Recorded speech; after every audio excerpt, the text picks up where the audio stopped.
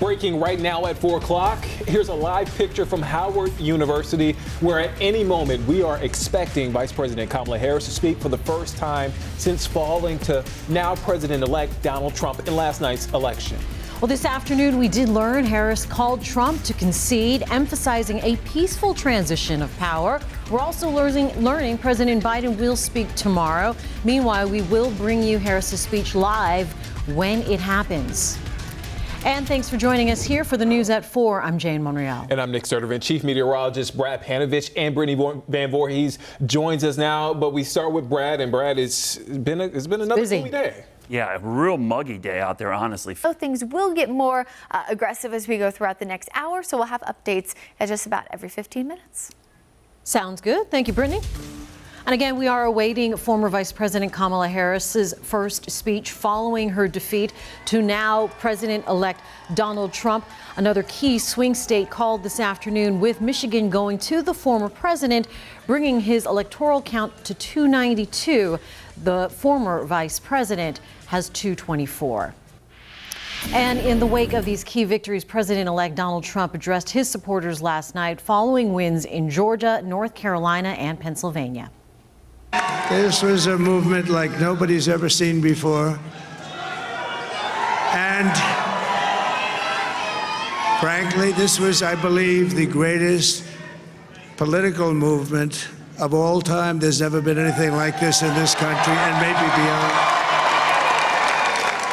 And now it's going to reach a new level of importance because we're going to help our country heal. And right now, Justice Department officials are evaluating how to wind down the 2 federal criminal cases against Trump before he takes office. Now, sources tell NBC News the move is to comply with longstanding department policy that a sitting president cannot be prosecuted. Those sources also say a speedy trial was already unlikely with the January 6th case and the classified document matter, both mired in legal issues. Meantime, Trump's legal team is weighing their own next steps for how to resolve the cases. The New York hush money cases present different challenges due to the felony conviction and sentencing hearing scheduled for later this month. Trump's Georgia election interference case remains tied up on appeals over ethical issues surrounding the district attorney. The U.S. stock market surged today following President-elect Trump's win. Elon Musk, Tesla stock, banks, and Bitcoin rose. Now, Bitcoin hit an all-time high of $75,000. Traders expect a bump in cryptocurrency prices with a second Trump administration. Another big headline on the national stage, Republicans now taking control of the Senate. There were GOP wins in a handful of key races, ensuring the new majority and flipping party control of the upper chamber. Republicans last had a majority in the Senate in 2018. Now to some big news out of North Carolina. Current Attorney General Josh Stein will be the state's next governor, making history as the state's first Jewish governor. WCNC Charlotte's Julia Kaufman has been following the race for governor over the last few weeks and joins us live now. And Julia, what's the message from these 2 campaigns? All right, we apparently lost Julia there with a technical glitch. We'll get back to her in a minute. Meanwhile, in the race for North Carolina Attorney General, Democrat Jeff Jackson is now projected as the winner. Jackson defeating Republican Dan Bishop. This race, the most expensive Attorney General's race in state history. Both candidates spent more than $30 million. Jackson says he is ready to get started and be a shield for those in harm's way. While North Carolina was one of the first battleground states to be called, there were some issues at the Mecklenburg County Elections Office that slowed down the official vote count. Officials discovering last night the state website was not updating. WCNC Charlotte's Austin Walker live now from the Elections Office in Midtown. You were there last night. You broke that story, Austin. What happened and how did they fix it? Austin Walker, WCNC Charlotte. Austin, thank you. Now let's get back to a big race in North Carolina. Current Attorney General Josh Stein will be the state's next governor, making history as state's first Jewish governor. Yeah, let's check back in with WCNC Charlotte's Julia Kaufman. Julia? Hey, yeah, as I was saying, Stein is thanking WCNC Charlotte. And we know you'll be following. Thank you, Julia, for that update. This afternoon, we're hearing from Mo Green, the superintendent-elect for North Carolina Public Schools. Green defeated Republican Michelle Morrow in what was one of the most closely watched races in the state. Green previously served as deputy superintendent of CMS and superintendent of Guilford County Schools. During today's news conference, Green thanked his predecessor and shared his plans to improve education in North Carolina.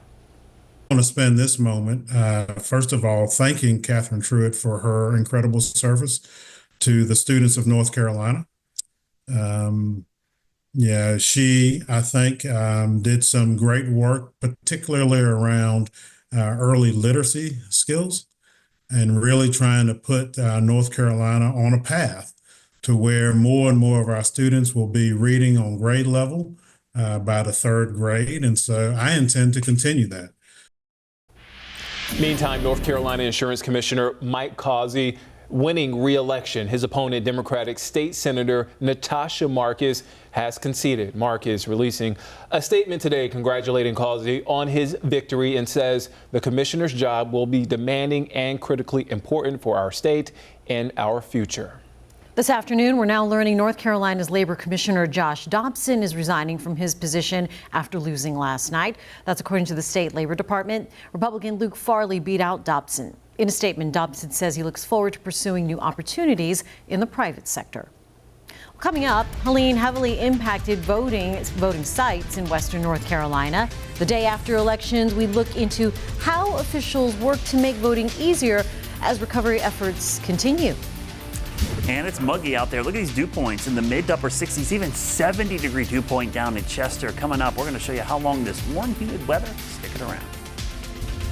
And again, we are awaiting Vice President Kamala Harris's first speech following her defeat to now President-elect Donald Trump. She'll deliver her concession speech any minute, and we'll bring you that live when it happens. You all, may God bless you, and may God bless the United States of America. I thank you all.